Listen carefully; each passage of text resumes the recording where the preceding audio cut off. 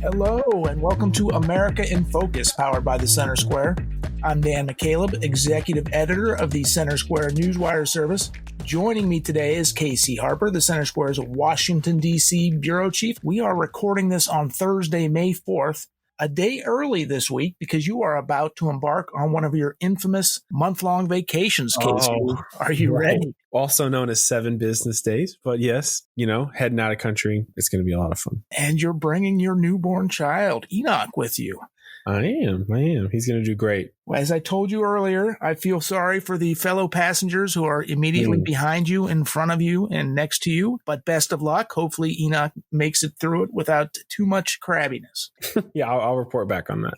I'm hopeful. Well, actually, let's report on this new housing loan rule that went into effect today. Has many Americans up in arms. Tell us what the Biden administration did this time. Yeah, so you might be tempted to have your eyes glaze over when you hear housing mortgage rules, fees, lending. It can be pretty technical, almost, could come across as boring, but it's actually been one of the stories that sparked the most controversy in recent weeks for the Biden administration. And I'll try to, succinctly explain why. Essentially, the FHFA, which oversees Fannie Mae and Freddie Mac and helps set interest rates for borrowers in large part in the U.S. economy. They have recently, in the last few months, been changing their fee policy. And the long and the short of it is they have increased fees for borrowers with really good credit, and they have decreased fees for those with poor credit and who fit. So there's certain other criteria, but basically, to summarize it easily, it's with poorer credit, right? And so this has. I thought. let me interrupt a second. I thought banks assessed the risks of loans and assigned interest rates based on those risks. The lower the risk, those who pay their bills and have a history of paying their bills pay a lower interest rate. Those who haven't been paying their bills or have poor credit, they pay higher interest rates because the banks have to. The banks have the risk there. So why? Dan, it's so sweet that you think all this political stuff is driven by math and common sense. What does math have to do with loans and banking? Okay. This is the new way forward. And there's one key word that was maybe I think the FHFA regrets saying, and it's equitable. And I think they really revealed their hand on this and maybe tried to backtrack a little bit. I can't get past you calling me sweet, Casey. I'm sorry. Sweet. So tell me about how equity plays into this.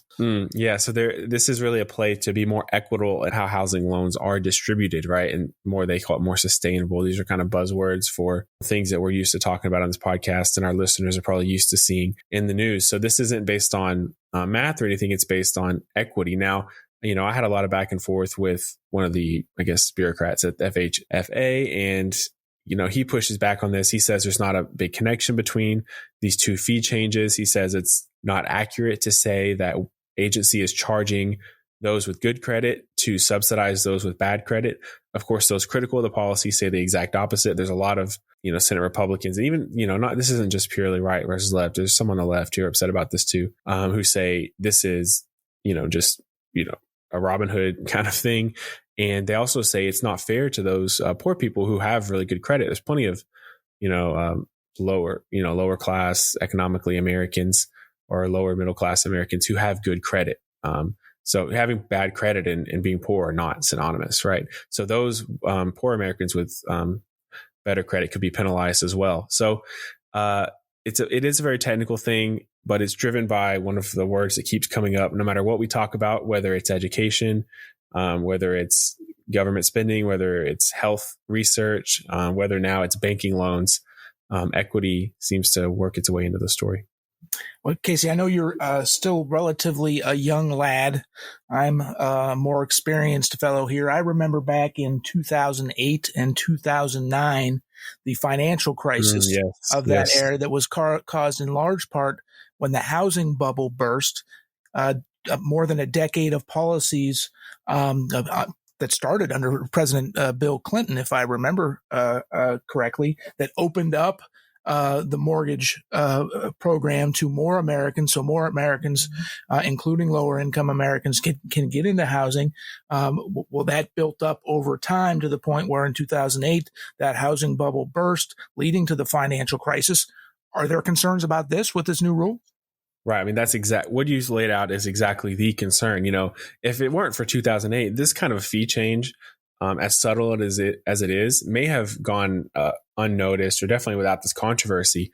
But people born during, the Grover Cleveland administration, like yourself, Dan, remember the 2008 crisis, and they, man, I'm just on a roll today. That was funny. Huh? Yeah. That was good. Wow. Right. Yeah. Move on.